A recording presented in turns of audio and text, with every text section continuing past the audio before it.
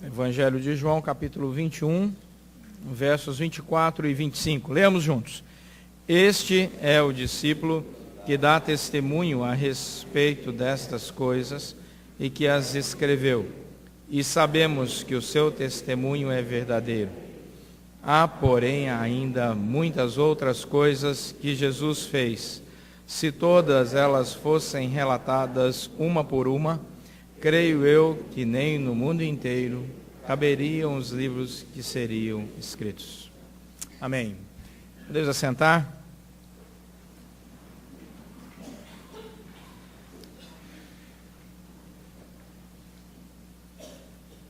Pouco tempo atrás, em Portugal, foi descoberta uma quadrilha que falsificava quadros de artistas famosos e até levava esses quadros a leilão. Eles estavam numa casa em Cascais e algumas casas leiloeiras em Lisboa. Eram quadros falsificados de pintores célebres, como Picasso, Miró, Matisse e tantos outros que valiam milhões e milhões de euros. E descobriram ali, a polícia investigou e descobriu que havia uma quadrilha especializada, inclusive com pessoas que eram muito bem graduadas no estudo das artes. E por isso enganava tão bem. E várias pessoas estavam investindo milhões ali na compra destas obras de arte falsificadas. Deve ser terrível viver num país assim, não é? Como Portugal. Não temos esse problema por aqui. E é interessante porque o que detectou ali e chamou a atenção dos investigadores e fez com que todo esse processo iniciasse de busca e apreensão dessas obras falsas foi, sem dúvida nenhuma, a assinatura daqueles que se diziam os autores do quadro. Então começaram a verificar e descobriram que a técnica usada para as assinaturas daqueles quadros, elas não eram compatíveis com os originais. Então falaram, provavelmente isso é falso. E aí descobriu toda essa armação. O texto que nós acabamos de ler, eu peço que você deixe ele aberto, ele diz que é a conclusão do Evangelho de João. E como nós vimos hoje pela manhã, o Evangelho de João não tem a menor intenção de ser uma obra biográfica. A intenção de João, ao escrever o seu Evangelho, é apresentar Deus aos homens. Ele não deseja falar sobre a vida do grande homem, Jesus Cristo. Ele quer que todas as pessoas, homens e mulheres e crianças, possam descobrir um relacionamento com Deus a partir do seu Evangelho. Essa é a intenção dele. Dá uma olhada aí no capítulo 20, versículos 30 e 31, que foi inclusive o tema da nossa meditação nessa manhã. Na verdade, fez Jesus diante dos discípulos muitos outros sinais que não estão escritos nesse livro. Estes, porém, foram registrados para que creiais que Jesus é o Cristo, Filho de Deus, e para que, crendo, tenhais vida em seu nome. Quando você pega essa palavra na verdade e você vai para o versículo 24 do texto que nós lemos, os dois últimos versículos do texto de João, você vê que João tem a intenção de testemunhar acerca da verdade transformadora. Qual é a proposta do evangelista João, do discípulo amado de Jesus Cristo para todos nós aqui? Qual é a intenção dele ao registrar o evangelho e terminar o seu evangelho com esses dois versículos? A intenção dele é que a nossa fé não esteja sendo construída, pautada em cima de falsificações. O que João diz eu quero falar algo tão importante para vocês, que eu dou a minha própria vida em testemunho daquilo que escrevo, daquilo que falo, daquilo que proclamo. A fé cristã é algo tão sério que vale a pena ser vivida até a morte, se necessário. E é isso que ele diz aqui no versículo 24. Este é o discípulo que dá o testemunho. O testemunho dele é verdadeiro. A palavra testemunho no grego, que é a língua que foi escrita esse texto, é a palavra martirel, que vem a palavra mártir, alguém que morre por um ideal. Ele diz, eu estou pronto para morrer por um ideal. O que João está dizendo aqui eu assumo a minha fé publicamente. Se eu creio em Jesus Cristo, eu assumo a minha fé publicamente. Este é o discípulo. Ao escrever essa pequena frase aqui, este é o discípulo que dá o testemunho, ele diz, eu estou dizendo, eu estou proclamando que a minha fé em Jesus Cristo pode ser até levada ao martírio, que eu não vou abrir mão da minha fé. Que espetáculo! Como um homem como João pôde experimentar tamanha intimidade com Deus? É porque fé para ele não era uma brincadeira qualquer, um passatempo. Ele levava a sua convicção até a morte, se fosse necessário. Por isso, ele teve grandes experiências com Deus. Quando nós queremos trilhar a vida cristã, nós devemos ter plena consciência que em determinados momentos poderemos ser perseguidos, poderemos sofrer todo tipo de perseguição. E João tinha isso claro na sua mente. Sabe por quê? Quando João escreveu isso aqui, na época que ele escreveu esse texto, quem se dizia cristão era perseguido. Mas era perseguido até a morte. Era preso, era lançado no meio do Coliseu, no meio das feras. E quando ele diz, este é o discípulo que dá o testemunho, a ponto de ser um mártir se necessário, de que Jesus Cristo morreu e ressuscitou, ele não está brincando com uma declaração. Ele não negociou em momento nenhum a sua fé. Ele disse, eu estou pronto a morrer por aquilo que creio. E é interessante, olha o que diz mais o versículo 24. Ele diz, eu estou pronto para morrer por aquilo que creio, aquilo que professo, mas estou pronto para morrer também por aquilo que escrevo. Ele diz, este é o discípulo que dá testemunho a respeito destas coisas, o que diz o resto aí? E que as escreve. Meus irmãos, nós vivemos uma época em que está faltando homem no mercado. O século 21 está carente de homens, com H maiúsculo. As mulheres não concordam em alta voz, porque senão vai virar um constrangimento geral. Mas está faltando homem no mercado. O que eu estou querendo dizer com isso? Nessa época aqui, um homem, ele assumia a sua fé publicamente, arriscando a sua própria vida, até mesmo a vida da sua família, não apenas no discurso, como ele diz, mas a ponto de escrever e de enviar o seu testemunho escrito para vários lugares, dizendo assim, olha, eu sei que posso ser perseguido e até morto por isso, mas a minha fé em Jesus Cristo é inegociável. O que eu falo, eu escrevo, e o que eu escrevo, eu assino, e o que eu assino, eu assumo. Eu não sou homem de dizer, não sabia.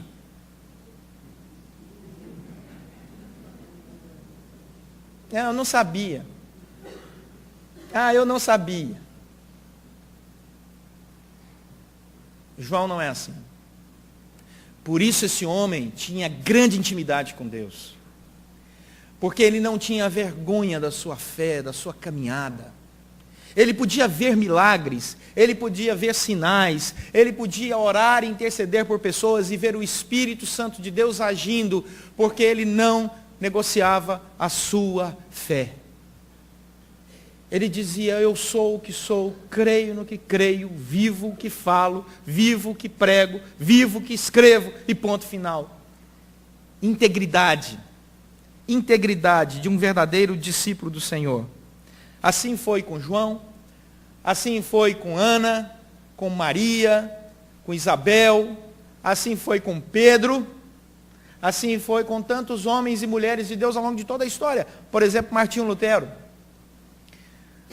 Prepararam todo o circo para matar Martinho Lutero. E ele disse, podem me perseguir, mas o que eu disse, continuo afirmando até a morte. E graças a Deus que ele tinha um grupo de pessoas que o socorreu e o tirou no meio da dieta de Worms, para que ele pudesse desenvolver o seu ministério com mais tranquilidade. Porque o ministério dele gerou muitos frutos, e eu vejo muitos aqui sentados, às centenas nessa noite. Vocês podem não saber, mas todos aqui são herdeiros de Martinho Lutero.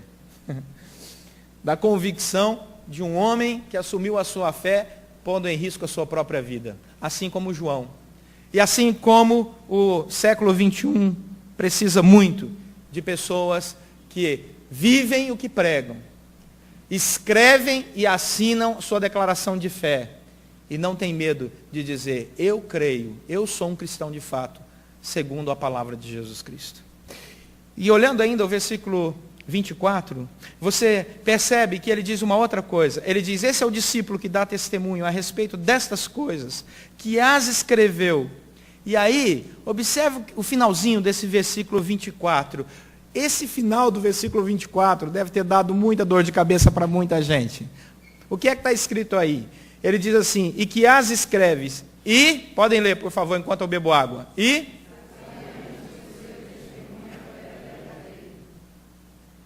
Leram muito rápido. E sabemos que o seu testemunho é... O que você percebeu aí? João está dizendo, eu não estou sozinho.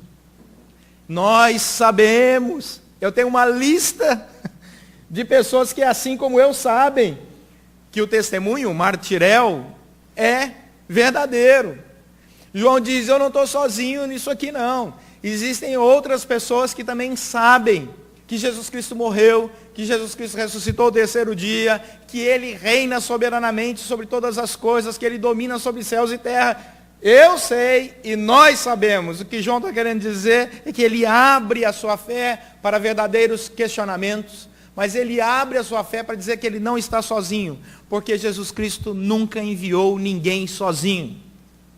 Ele sempre enviava 2 a 2. Ele sempre chamava pessoas e convocava essas pessoas para viver em comunhão. Por menor que fosse o grupo, nunca ninguém viveu o cristianismo sozinho. Não existe no cristianismo o iluminado, a iluminada, o profeta, a profeta. Existe um corpo que se chama igreja. Nós somos engrenagens, trabalhamos juntos. E juntos nós somos poderosos, porque o Espírito Santo age na unidade do corpo. E João sabe disso. João não quer se tornar um mártir sozinho. João não quer que o seu nome seja levado acima dos céus, porque ele sabe que o único nome que merece toda a honra e toda a glória é o de Jesus Cristo. Mas ele diz, eu não estou sozinho não. Esta fé, ela é compartilhada. Outras pessoas sabem que o que eu estou dizendo é verdadeiro, que o que eu escrevi é verdadeiro. Nós sabemos. Amém? Amém. Ai, graças a Deus. Pensei que eu estava sozinho aqui, né? Nós sabemos. E quando nós vemos várias pessoas se levantar contra a fé cristã, ao longo da história da humanidade, elas não estão se levantando contra uma pessoa só. É inútil perseguir a igreja. É inútil. A igreja cristã é perseguida em vários países no mundo, até hoje. Nesse momento nós temos pastor presbiteriano brasileiro preso por fazer missão em outros países. É só entrar no site e você vai descobrir isso. E a igreja presbiteriana está se mobilizando para salvar um dos nossos pastores que foi pregar o evangelho num país que é intolerante com a pregação do evangelho. Intolerância é algo que nasce em pequenos grupos sociais, de minoria, e que começam a estipular leis num país, gerando intolerância, defendendo os seus direitos contra o direito do outro. É bom o Brasil abrir o olho sobre isso. Mas aí a palavra de Deus diz que aquele homem que se dispõe a morrer pela sua fé, não está jogando a sua vida fora. Em primeiro lugar, porque Cristo está com ele e trará paz ao seu coração. Em segundo lugar, porque a obra não é de uma pessoa só, mas é a obra da igreja, do Senhor Jesus Cristo. E João diz isso claramente, nós sabemos, nós não estamos sozinhos. Em nenhum momento. Tem uma frase que diz assim, o sangue dos mártires da fé é o melhor adubo para o crescimento da igreja. Graças a Deus que nós vivemos no Brasil e ninguém aqui vai virar adubo. Mas que Deus tem abençoado a humanidade com homens e mulheres que não se dobraram, isso é fato. E nós colhemos os frutos disso. E João é um desses exemplos. E aí, nós olhamos o versículo 25, e João conclui, e nós concluímos com ele. Eu ouvi alguém falando, glória a Deus, que o pastor vai falar pouco. O versículo 25 diz assim, há, porém, ainda muitas outras coisas que Jesus fez. Se todas elas fossem relatadas, uma por uma, creio eu, que nem no mundo inteiro caberiam os livros que seriam escritos. O que João está querendo dizer? Deus tem muito mais. A história cristã é muito maior do que os nossos olhos possam contemplar. A história da ação de Deus na vida de pessoas e famílias, de cidades e países, é muito maior do que qualquer um de nós aqui pode imaginar. O que Deus tem feito ao longo da história da humanidade é maravilhoso. Em vidas, em vidas específicas, na vida de homens e mulheres, mas também na coletividade, na vida de igrejas que se dobram diante do Senhor, mas não se dobram diante da pressão do mundo. E João diz isso claramente. Muitas outras coisas eu poderia escrever, mas não caberiam em todos os livros da face da terra aquilo que Jesus Cristo fez, aquilo que Jesus Cristo ensinou. Porque Jesus Cristo, seu ensino e aquilo que Ele tem para falar aos nossos corações, nunca acabou. Essa história continua sendo escrita nos nossos corações. Cada um aqui pode dizer da sua experiência com Jesus. Cada um aqui pode falar o quanto Jesus atendeu o seu momento de dificuldade, aquele momento em que você entrou na presença dele, orou e ele trouxe paz, ele trouxe libertação. Essa história está sendo escrita. A história da vida cristã. Por isso João diz isso claramente aqui. Existem coisas que nós não temos acesso, que Jesus fez no passado, mas também existem coisas que Deus ainda está fazendo no presente e nós também não estamos sabendo. E existem coisas que Deus fará e que, se Deus quiser, nós veremos pelo menos algumas delas para a glória do Senhor. Em outras palavras, o que João quer dizer para nós, e nós concluímos com ele, é que vida cristã não é uma falsificação barata. Nós não fomos chamados por Deus para sermos artistas falsificadores no quadro da fé. Deus nos chamou para pintarmos os nossos quadros, os quadros da nossa vida, e que o quadro da nossa vida possa mostrar a imagem de Jesus, e que nós tenhamos a coragem de dizer: eu pintei, eu escrevi aqui o meu nome, isto é original. Eu não vivo de falsificações. Esta fé não é imitação. Esta fé não é delírio coletivo. Esta fé não é ópio do povo. Esta fé é algo que Deus plantou no meu coração. Natal é isso. É Jesus Cristo nascendo no nosso coração. É Jesus Cristo autenticando a nossa obra de arte, que nós chamamos de vida cotidiana. E dizendo assim: eu quero que você continue vivendo aquilo que prega, escrevendo aquilo que acredita, assinando aquilo que escreve, porque nós precisamos de homens e mulheres íntegros. Estes Deus usa para mudar uma nação. Estes Deus usa para abençoar famílias. Estes Deus usa porque eles não têm vergonha do Evangelho. Que o Senhor nos encontre como homens e mulheres que não têm vergonha do Evangelho. Amém? Vamos orar?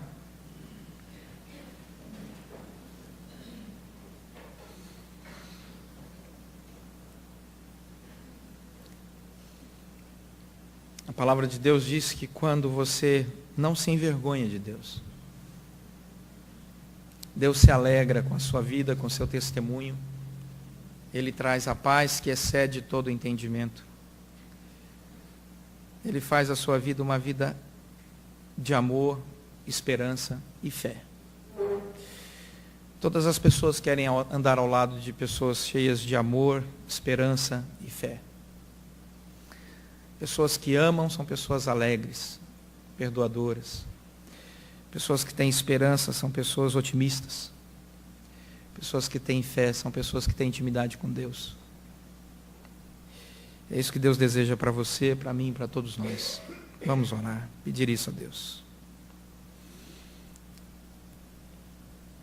Senhor, nosso Deus e Pai, muito obrigado pelo imenso privilégio de conhecer o testemunho de um homem como João, uma pessoa como qualquer um de nós aqui, sujeito a acertos e erros, mas que foi usado pelo Teu Santo Espírito para trazer essa palavra a nós.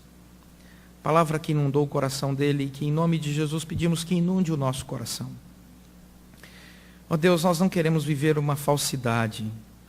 Não queremos viver, ó Deus, uma mentira, um teatro religioso. Nós queremos aqui experimentar intimidade contigo. Queremos ouvir a Tua voz, sentir a Tua presença, ver a resposta das nossas orações diante do Senhor. Ó Deus, nos faz experimentar isso dia após dia, para que o nosso testemunho seja verdadeiro, para que outras pessoas possam viver a alegria dessa fé cristã autêntica para a glória do Senhor. Abençoa-nos assim na nossa jornada, pois nós somos imensamente gratos pelo fato histórico da vida de Jesus Cristo. Porque celebramos aqui, ó Deus, a historicidade do nascimento de Jesus Cristo. Isso não foi mito, isso é um fato histórico. E nós nos alegramos porque a nossa fé está fundada, fundamentada, alicerçada, edificada em algo que é real e que nós podemos experimentar dia após dia. Abençoa cada família aqui, Senhor, com essa fé verdadeira, com relacionamentos verdadeiros, com saúde, alegria e paz. Pois nós oramos pedindo isso em nome de Jesus Cristo, nosso Senhor e Salvador, que está vivo e está aqui no nosso meio. Em nome dele oramos.